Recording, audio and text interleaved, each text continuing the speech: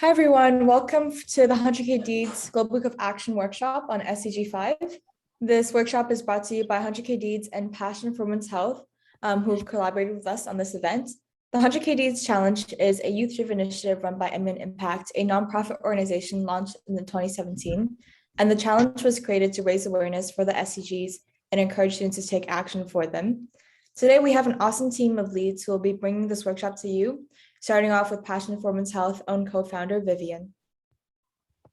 Hi, my name is Vivian. I'm the co-founder of Passion for Women's Health, and we're a youth-led organization that strives to raise awareness for SDG 3 and 5 by organizing events and posting about these issues.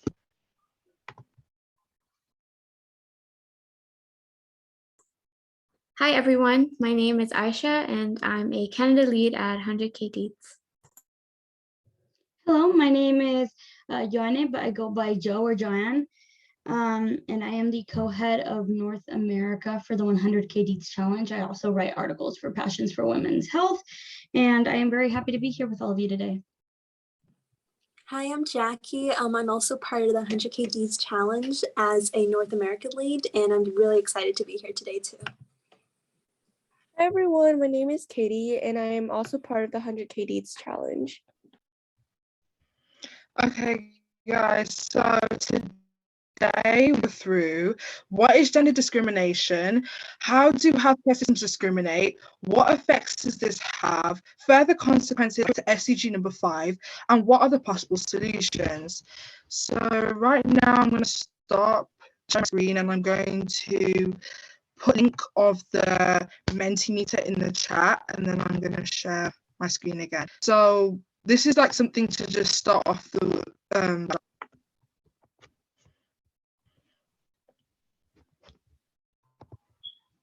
yeah, the first question is, how are you guys feeling today? So, you know.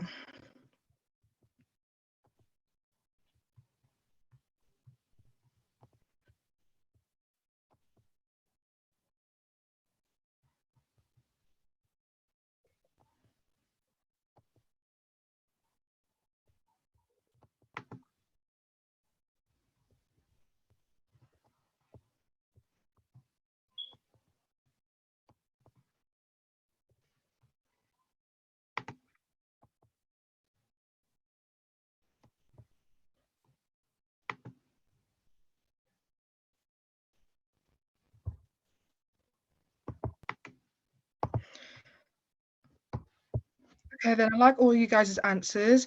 So yeah, I'm glad that most of you guys are feeling good today. So yeah. The next part is, how much would you say you know about gender discrimination? So since today's workshop is based on that.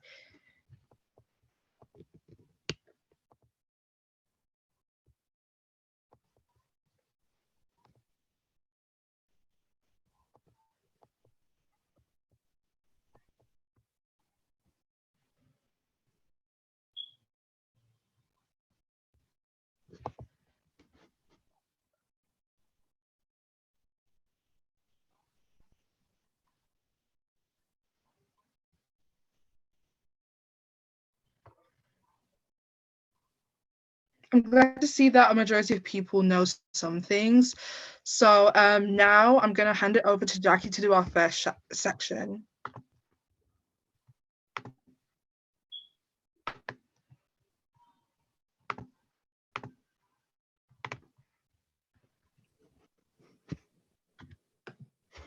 All right, thanks, Vivian.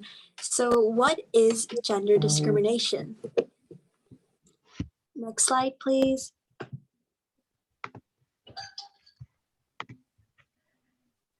So gender discrimination refers to any situation where a person is denied an opportunity or misjudged or treated unequally solely based on their sex. So gender discrimination, in other words, is any unequal treatment based on gender. And another way to refer to it is sexism. So gender bias is a type of prejudice that favors one gender over another. So there are different biases, such as there's both explicit and implicit biases that can influence behavior and leads to discrimination and reinforces inequity. So because most cultures, they place a higher value on men and masculinity, gender bias affects women and girls most severely, and they can also affect others who people perceive as feminine, including trans or non-binary people.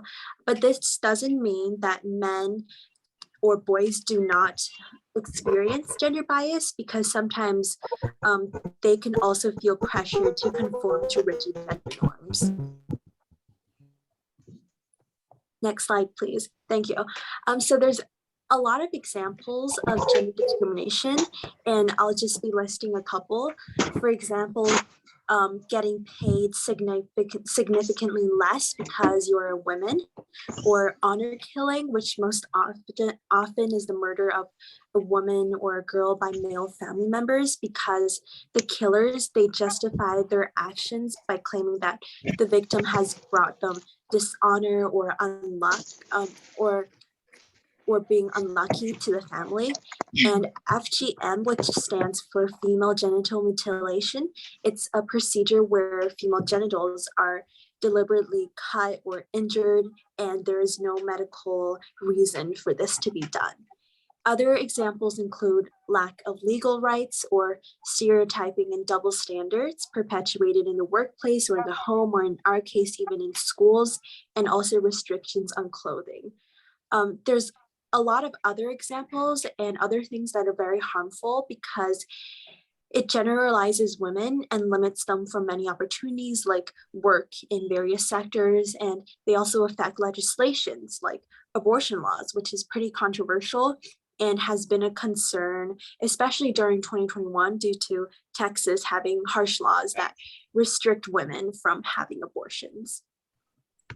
Next slide, please. Thank you. So this is our first question. It is, what other examples of gender discrimination can you think of? So I would invite everyone to raise their hands and unmute when being called to share your opinion.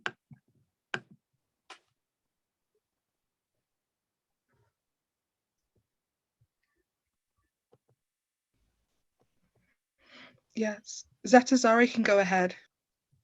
Thank you for giving me the opportunity to talk.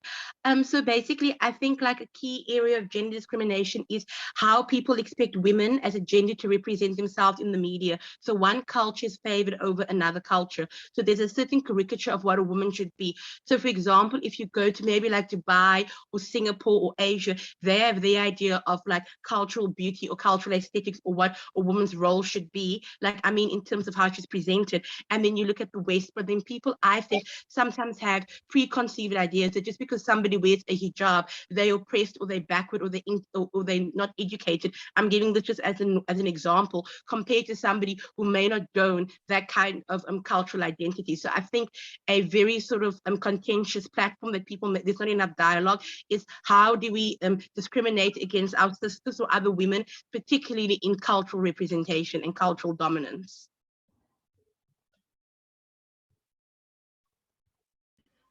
Thank you so much for your answer, Zeta Zara. I'll now ask Shara. Hi, yeah, thank you. So I love that answer, and actually I'm going to share something along the same lines, as in the way that people are, women especially, are perceived in many different ways. The way that we speak, the way that, we present ourselves in situations. And I have, personal experience, for example, is like I do speech and debate. And at a recent debate tournament, I lost a round, and the comments that my judge left for me on the ballot was that I lost because I need to smile more. And I was being angry. It was smile more, 2 words. It was just one sentence. That was the sentence. That was why I lost the round, apparently, in the ballot. And that was like hurtful to me, because it's like, it's a reason on just presentation, not like what the value of what's in your mind and your ideas. And it was just like, it's that sort of a thing where like women are told to smile more, that you should present yourself in this way or that way, because otherwise you're going to be perceived in a certain way. And it's not untrue. I mean, it happens all the time. You'll be perceived in a given way. So as much as it sucks, it does happen. And then it's just like, it can be hurtful and frustrating. So yeah, I mean, and obviously it's not as dramatic as an example. People are perceived differently if you wear a hijab or based on the color of your skin, and there's so many discrepancies, not just based on gender, but then the other implications. So I mean, I think, yeah, the presentation is a big part of it, as much as it may not be like a direct impact, a lot of microaggressions in that realm. Absolutely. Thank you so much for your answer. Now by Amal to speak. So gender discrimination is not only done in women, but it's also attacked to binary people and trans people. Like women doesn't have a lead participation in politics. If we look at the countries like India, like they're like if we look like take 100%, there's only 20% of participation of election in India. And also looking, they have a kind of a standard that woman needs to be women needs to be sit in the house and they needs to do the work, but that's bad to the society. And they also facing so many situations in their workplaces that they doesn't have definite income as men, and that's one of the most severe. And so many form of violences are unleashed for women. And in some Arabian countries, that women were prohibited to go to schools. Um, we need to do a collective work in order to discriminate this type of violence. One of the basic things we need to make an equality, and gender equality is not a basic human right, but it's an achievement, has enormous social, economic ramifications, and empowering women fuels thriving economy, suppressing productive and growth. Yet gender inequalities remain deeply enacted in every society. Women lack access to decent work and face occupational segregations, and gender wages gaps they are they are too often denied, and access to basic education and healthcare. Women in all parts of the world suffer violence and discrimination. They are under repressed in political and economic decision-making process. Yes, absolutely. I 100% agree with that. Thank you so much for your answer. I'll now ask Bhuvi. Sorry if I said your name wrong. Hi, and actually, you pronounced my name correctly. Thank you. So what I will be talking about is feminism. So many people who think feminism just because it has the word fem in it, it's like only a process or like a movement taken by women. No, men are also welcome to promote feminism rights. And one thing I don't get is, and I'm kind of irritated by the fact that every person, like some people, not every person, sorry, some people when they meet feminists think that, oh, okay, they hate men, or they are always blabbering about women's rights, and men also have stereotypes. Yes, we agree that men have stereotypes, and we're not like blabbering. Personally have faced something like that. The fact that, I mean, sure, men have stereotypes, but the fact that in comparison, women face many more stereotypes is why the word feminism has been created, to promote women's rights and fight against the discrimination that takes place. So that is another gender discrimination that people usually face when they try to promote feminism. Some people think they're toxic and they hate men, and that's not true. I mean, if you're a person who supports gender rights, you support all gender rights, like all genders, people from LGBTQ plus community, men and women, all genders. So yeah, that is another example of gender discrimination. Thank you. Thank you so much. I'll pass on to Joanne again. Yeah, sorry to take up speaking time again, but I just wanted to add on to what Bouvier was saying. I completely agree. And I also think it's important to bring light to the fact that feminism, it doesn't just highlight the inequities that women face, and it doesn't just benefit women when action is taken, because the feminist movement also focuses on the gender bias that men face. For example, the lack of ability to show emotion, higher, rates of suicide for that reason. Inequity in parental rights court, mental health. There's several things that men suffer from as well. It's obviously not nearly as grave, and it's not the same kind of circumstance. A lot of the main aspects are focused on the way that women are treated. But when there are stereotypes for one counterpart, there's going to be stereotypes for the other, and they're negative in just as many ways. So I think that it's important to highlight that the feminist movement is always often seen as, as Bobby was saying, as, hating men or whatnot. But in reality, it's the idea that you're helping everybody to be on an equal slate through the lens of feminism. And that also lends to, I think it's invalid to say that, you're a trans exclusionary radical feminist, for example, because even trans women, for example, and who are very much real women, are also just people. And I think that to say that you're a trans exclusionary radical feminist, for example, is to say that you are not fighting for the equal rights of everyone. So I think that feminism in and of itself is an all-encompassing term that is fighting for equality and equal rights. And I think that I recognize that I maybe stand in a position of privilege. I'm a white woman, and in the United States, from middle-class family, it comes with its privileges, and I can acknowledge those.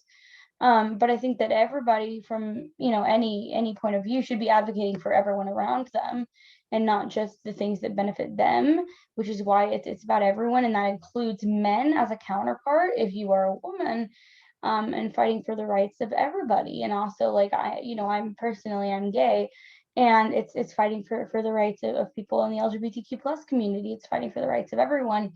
So I think that one of the problems that the feminism has as like a connotation is the idea that it is exclusionary and that it is only towards women. Thank you so much. I'll pass it on to Zeta Zara, and then I think we should proceed with the next workshop. But thank you so much for your answers.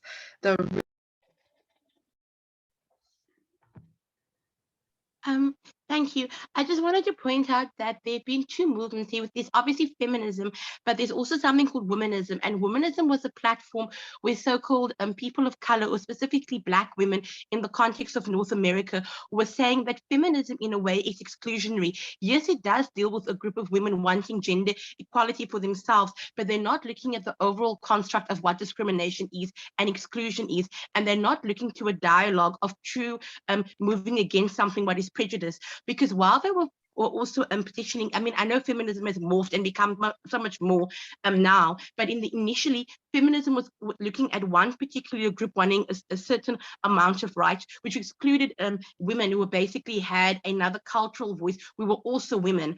And so I want to always highlight that womanism was very powerful, because it actually said it's not just about the female voice, but it's actually speaking to about other discrimination in America, and it's spread across the world, and it's about how we look at a dialogue. So that actually encapsulated not only the oppressed women voice, but also Black men and other identities, or other like gender identities, like male, maybe trans people who were excluded. And that was a platform for inclusion. So womanism actually became a very powerful catalyst that made feminism what it is today. Yes. Thank you so much for your answers. They were really good, and I enjoyed all of them. So now we're going to press on to the next section of the workshop, which is how do healthcare systems discriminate against people based on gender? So the organisation Core Today conducted a survey that found that more than one half of women, compared to 1/3 of men, believe that gender discrimination in patient care is a serious problem. 1 in 5 women say that they have felt a healthcare provider has ignored or dismissed their symptoms. And 17% say they feel that they have been treated differently because of their gender, compared to 14% and 6% of men, respectively. Studies show that women's perceptions of gender bias are correct. Compared with male patients, women who present the same condition may not receive the same evidence-based care. In several key areas, such as cardiac care and pain management, women may have different treatment, which can lead to different outcomes.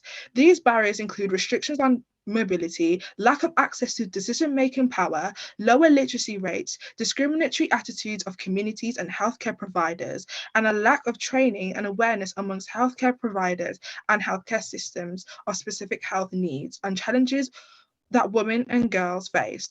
Harmful gender norms is also another factor, especially those relating to the rigid notions of masculinity that can affect boys and men's health and well-being negatively. For example, specific notions of masculinity may encourage boys and men to smoke, take sexual or other health risks, misuse alcohol, and not seek help or health care. Such gender norms can contribute to boys and men perpetuating violence as well as being subjected to violence themselves.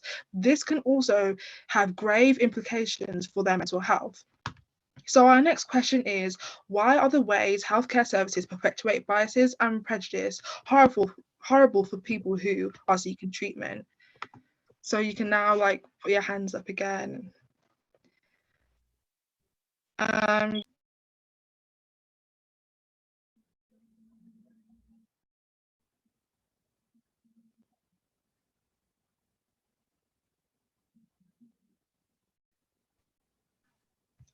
Joanne, you can go ahead and. Oh, I'm sorry. Okay, I just wanted to highlight very quickly, and there's like a great article from The Guardian that talks about this. It is like, it's kind of appalling and it's sad, but the male bias in medical trials throughout history has created a huge discrepancy and a huge problem with women's health, because oftentimes in medical trials where drugs were being tested or symptoms were being recorded, it was largely male participants, often all male participants, and therefore the symptoms and how they presented in women were often disregarded.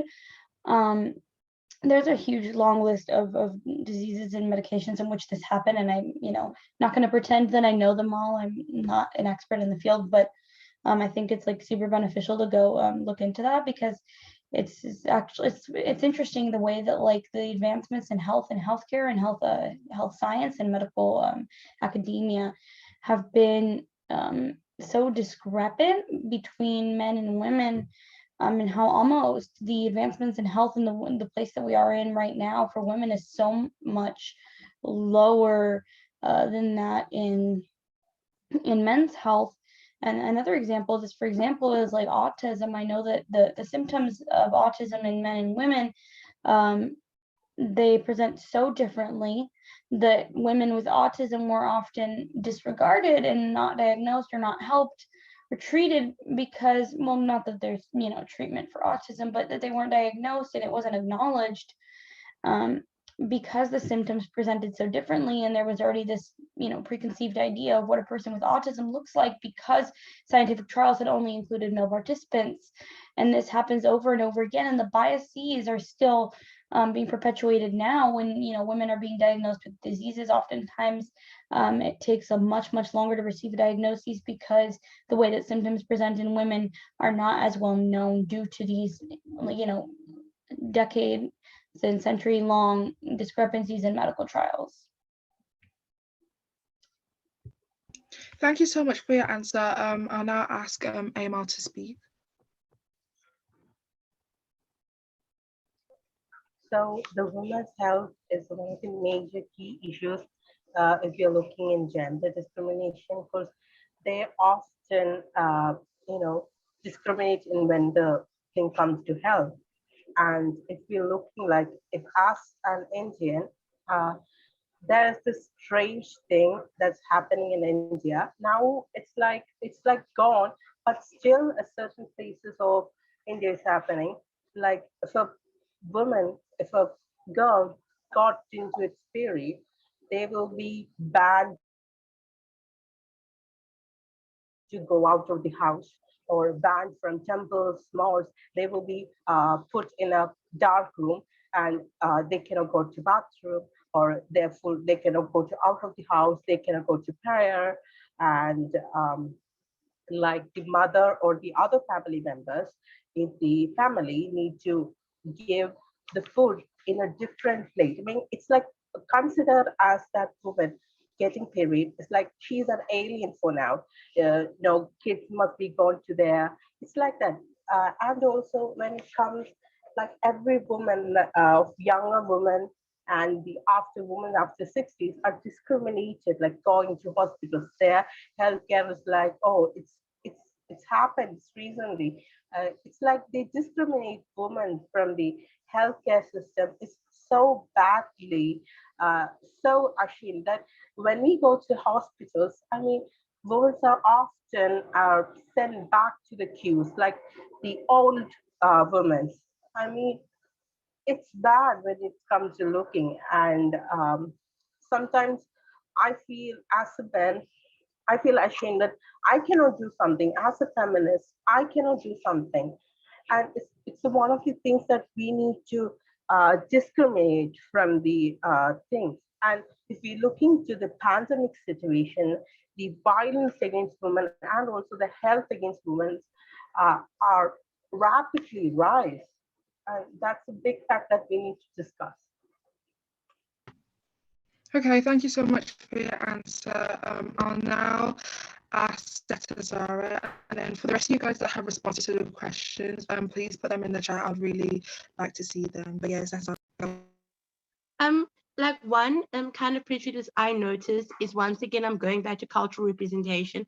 It's like basically I believe that different people from different backgrounds, and I don't like the word ethnic, but for the purposes of the way the medical world looks at it, sometimes don't understand how pain, how endometriosis, and even like iron deficiency vary from so-called genetic and pre-genetic dispositions, and that is to do with ethnic backgrounds. And because the canon of medicine is still very much situated in a Western canon, it doesn't always understand and include different cultural narratives, and then therefore many times women actually get quite badly excluded if they're not part of the dominant culture in medicine in terms of diagnostics and in terms of how they're getting medical treatment. Yes, absolutely. I completely agree with your point. So now I'll pass on to Aisha. Thank you so much, Vivian. So, how does gender discrimination in the healthcare system have an effect on people? Consequently, women and girls face greater risks of unintended pregnancies, sexually transmitted infections like HIV, cervical cancer, malnutrition, lower vision, respiratory infections, and elder abuse, amongst many others. Women and girls also face unacceptably high levels of violence rooted in gender inequality, and they're at grave risk of harmful practices like female genital mutilation and early enforced child marriages. WHO figures show that about 1 in 3 women worldwide have experienced either physical and or sexual intimate partner violence or non-partner sexual violence in their lifetime. Rigid gender norms also negatively affect people with diverse gender identities who often face violence, stigma, and discrimination, leaving no exceptions in the healthcare settings. Consequently, they're at a higher risk of mental health illnesses, and they have alarmingly high rates of suicide. A 2020 study of older female doctors found that age and gender-based harassment, discrimination, and salary inequity persisted throughout their careers. And a 2019 report on sexism at the British Medical Association discovered a culture of bullying and harassment towards female healthcare professionals and staff. Furthermore, gaps in medical research reinforced the inequality and biases, which means much of the medical research before the 90s were flawed, since the majority of test subjects were men. And the lack of inclusivity in these studies has left doctors with a more limited understanding of the health of women and the female body and that of intersex people. Meanwhile, a lack of awareness about this disparity can also fuel gender bias because it can contribute to misunderstandings between the doctors and their patients. And next slide, please. And Our question now is, why is healthcare systems discriminating against people on gender harmful, and how would this affect the experiences of people? And feel free to raise your hands, unmute yourself, and answer.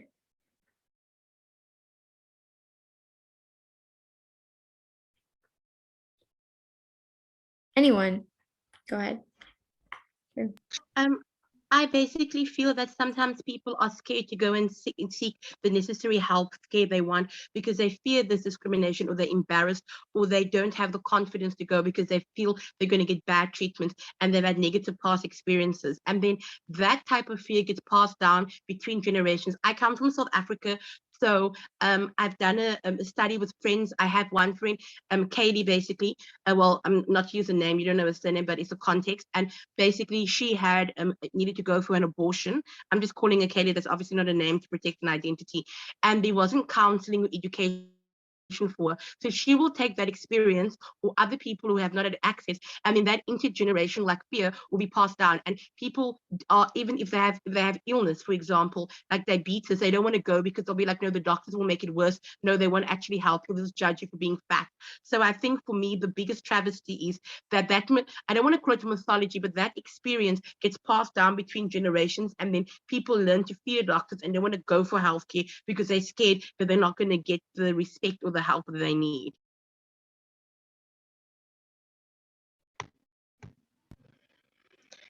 Yes, thank you so much for your response. So yeah, Aisha, I just saw what you said. But really quickly, I just want to mention, and this is something that I like, and I don't live in Texas, I live in Nevada, but with the recent surge of abortion bans in the United States, we're seeing it, now in like Missouri and in Texas especially, but the fact that abortion laws are being overturned by the Supreme Court, which is now majorly conservative, and it's just I don't really like the U.S. court system, but I'm not going to go into that because it's very U.S. specific. But in general, and it's so sad and frustrating that this isn't even like one of the worst situations. There's so many countries across the world where it's so much more dangerous. But the fact that women can't trust their doctors anymore, like a woman in Texas can't talk to their doctor about their health situation for fear of being sent to court and charged, thousands of dollars simply for wanting to take care of their own bodies, is disgusting. And it's very scary for the future of women's health, because it feels as though with all of the discrimination and discrepancies already in place, we're simply moving to make it so much worse. And it's frightening. I mean, I don't like to think about it very much, but I just think that's sort of like a distrust in doctors that's being perpetuated. When you can't talk to your doctor about your health, and of course that's not happening to men, or at least to cisgender men, in regards to pregnancy, and so it's just another added form of healthcare discrimination against women and non-binary people, or people who have uteruses.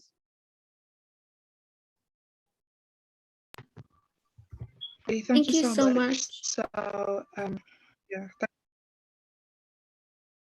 Yeah, thank you, Zara and Joanne, for your answers. I will pass it on to Joanne for the next topic. Okay, thank you. Would you mind passing the slide, Vivian? Thank you. So now we're going to be talking about, or our next section is on the further consequences of gender discrimination and their links to Sustainable Development Goal number 5, which is gender inequalities and discrimination. So it's gender equality. More consequences of gender discrimination are that a lack of inclusivity in medical research has led to gaps in knowledge, as I mentioned previously, in regards to male bias in medical trials. This means that doctors know less about female, intersex, and trans bodies and trans health than male health. In one example, a report from the National LGBTQ+ Task Force found that 50% of respondents have to teach their doctors about caring for trans people. In other words, caring for themselves. The women in leadership are also disproportionately low. A 2019 study found that in academic medicine, many people view men as naturally better leaders than women. Delayed diagnoses. When doctors do not take a patient's symptom seriously, it can keep that person from receiving a correct diagnosis for many, many years. A 2019 analysis in Denmark, for example, found that 72% of women waited longer on average for a diagnosis than men did. Inadequate symptom management. For example, when doctors who dismiss the severity of chronic pain may not provide women with proper or any pain medication. Another harsh consequence is death as well. And this is due to lack in knowledge of some diseases and how they affect men and women, which could mean that some genders are not taken seriously and have delayed diagnoses and end up dying at greater rates than others. Gender biases and sexism can also intersect with other forms of oppression, such as racism, ableism, classism, and heterosexism. Next slide. SDG 5, or Sustainable Development Goal 5 on gender equality, aims to achieve gender equity and equality and empower all girls and women. This goal examines the way that women and girls are discriminated against in our world and how to put a stop to it. This SDG sees that gender bias causes prejudice and devalues women and girls and members of the LGBTQ+ community, and wants to ensure that it targets the harmful practices and biases don't hinder treatment and opportunity. It's also important to recognize again that it also sees to eliminate the prejudice and against men as well, because it's gender equality as a whole. So that goes back to what I was saying earlier, that feminism is not exclusionary. So our next question is, why do you think personally, and anyone's welcome to answer this, that SDG, or Sustainable Development Goal number 5, gender equality, is important to this cause? And feel free to just raise the hand again.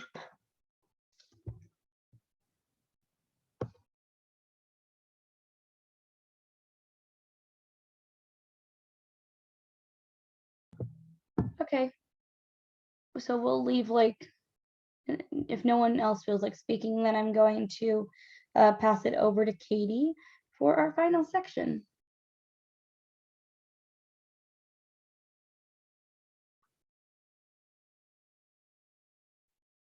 Katie? Yep, I'm ready. Oh. So what are the solutions to gender discrimination faced in the healthcare system? Next, please. Education and awareness is a very good start for this. People in organization can only stop reinforcing inequality by recognizing their biases and taking action to unlearn them. Training in terms of unlearning implicit and explicit biases is a crucial part to reduce gender discrimination. Sex and gender need to be identified and to be more prevalent in research. Healthcare organizations and researchers must commit to sex and gender diversity in all relevant studies and fund research to fill in the gaps in knowledge. Also, accountability. It is crucial that workplaces hold people accountable for any form of bias or discriminatory behavior. This reduces the likelihood of harassment and bullying. It is also essential for healthcare institutions to become accountable for the ways that their policies, systems, and practices uphold gender bias. In addition, having standardized evidence-based rules for treatment may reduce the risk of implicit bias affecting healthcare. This is so people don't unnecessarily die due to biases or a healthcare professional underestimating pain and symptoms. As a 2017 review notes, many studies have found that gender-based variation in how doctors diagnose and treat patients. Some found that doctors ask women fewer questions about their symptoms and prescribe women with less medication. Workplace policies need to be updated, and this entails the way that they deal with gender discrimination and the punishment and making sure that everyone has a fair chance. In addition, standard procedures for how organizations to respond to gender discrimination, harassment, and abuse are also crucial. Next, please. What are other solutions you suggest and think are effective?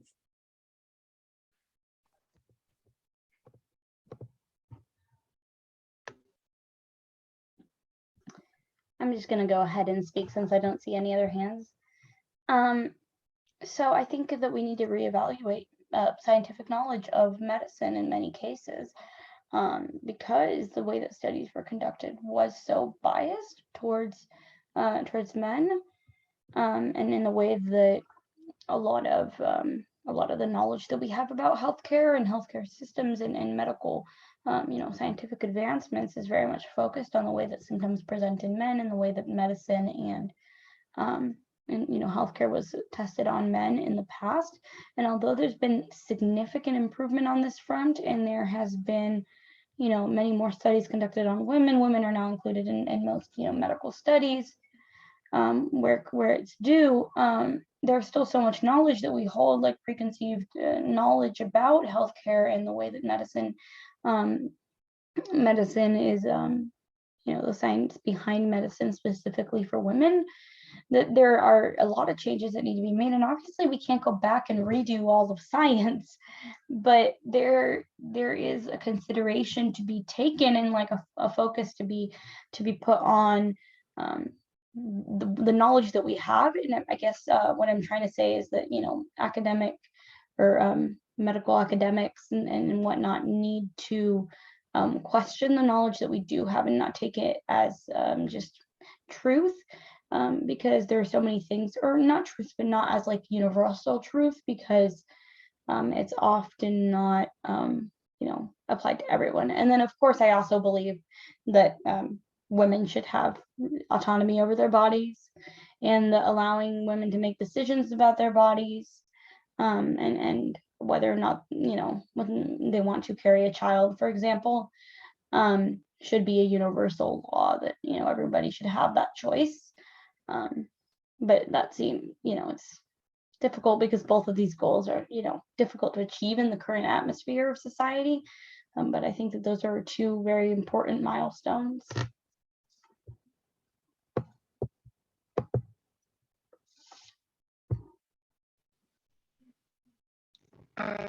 Thank you so much, Joanne. I did want to add something.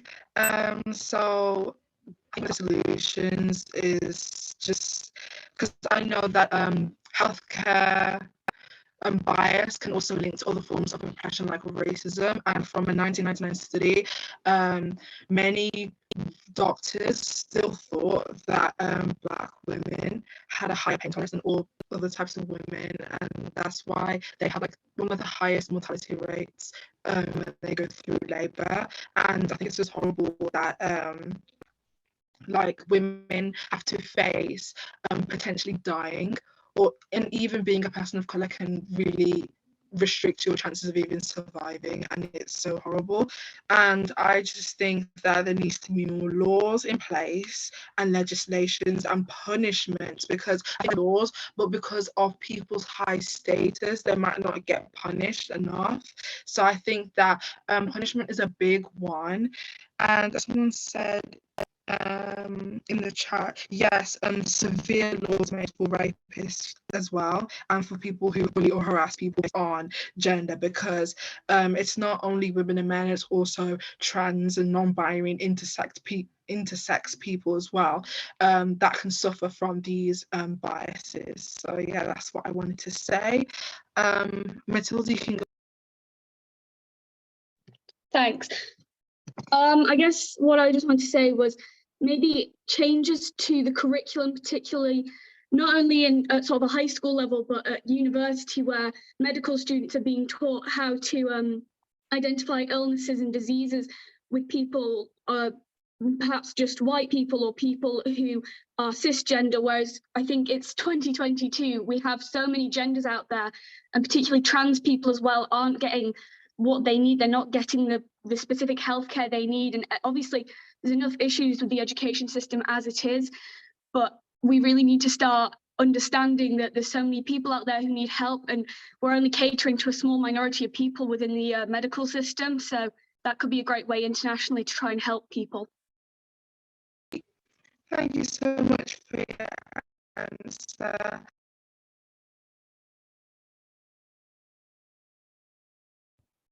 Is that Zara? Go ahead. Thank you.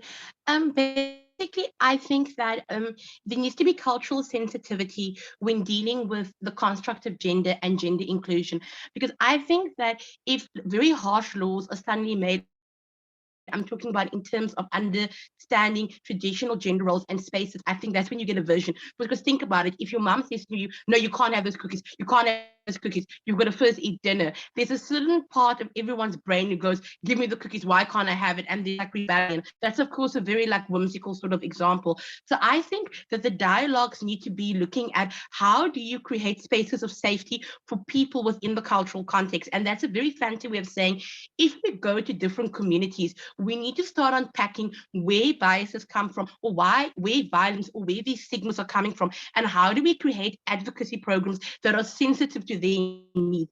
Because you cannot just bring about change with the law, because laws basically are not going to get people to react in the desired way. But what you can do is inspire people, or educate people to act differently.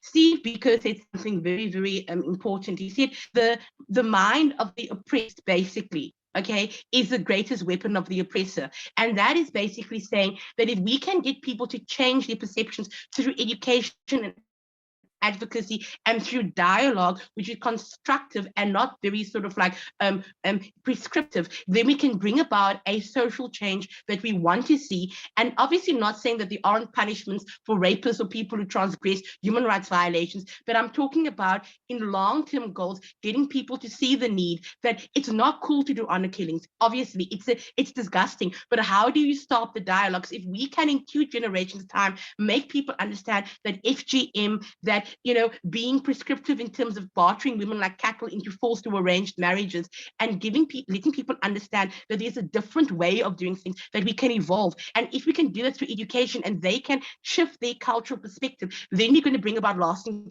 change. Because I do not believe that laws, history has proven this again and again, that laws do not change the world. But what does change the world is education, advocacy, and communication. And I think the UN as a body has proved what happens when there's dialogue, diversity of dialogue, and cooperation.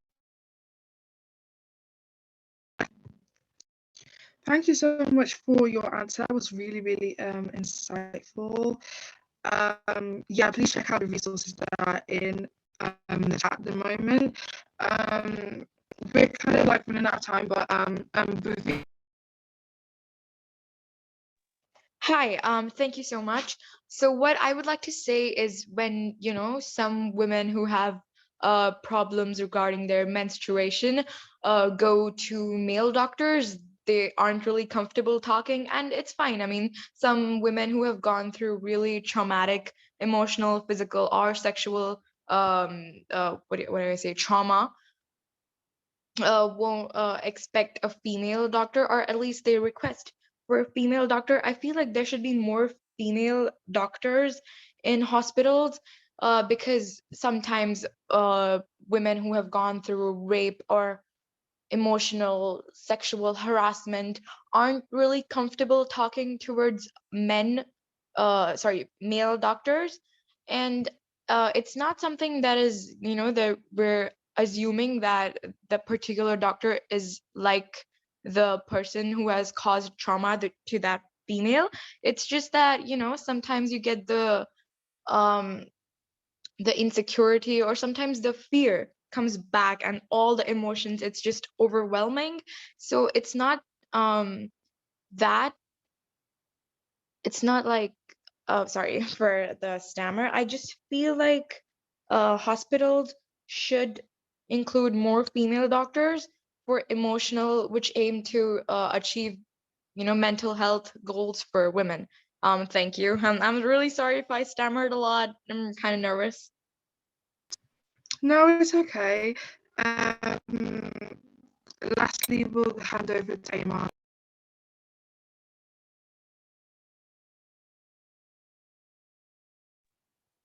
Okay, can you hear me? Yeah, Hello. we can. Okay. Um, so what we need to do is like making the healthcare as basic human right for all genders. And also there's some stereotypes out there in the medical curriculum that the binary genders are like, that's not a gender, but that's a dilemma. We need to abolish that kind of things from the medical curriculum, and we need to change the laws. Because there's someone just saying that we can only like through education and things like that, only we can change the law. But no, if we look into history, if some laws are suppressing us, the people are need to change the law, because laws, if the law doesn't work for people, why should we look at that law? We need to change that law. So from my perspective, we need to bring a law that's like it's fundamental rights, that healthcare for everyone.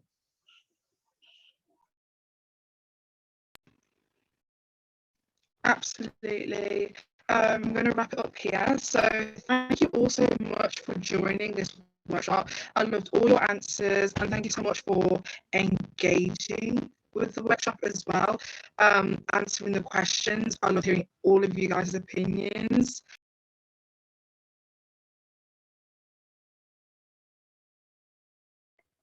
Hi, is it all right if I just mention one last quick thing, Vivian? Yeah, sure. So I was trying to find the link and I realized there's several different links for each different program, but if anybody's interested in joining the any of the muni teams, that's 100KD, Zomon, and all the different things that we do and work for the SDGs and promoting Model UN. If anyone's interested, you can just go to the MUN Impact website, and there are resources to apply and become a part of one of the teams. And I think it's cool, it's a really nice environment, and we get to do a lot of cool things like this workshop and this partnership with Passion for Women's Health. So just wanted to mention that if anybody's interested in joining, feel free to fill out those applications.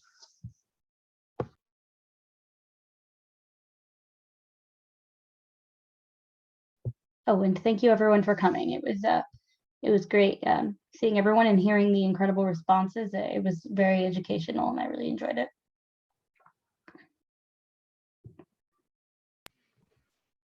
Yes, thank you so much, everyone. Thank you.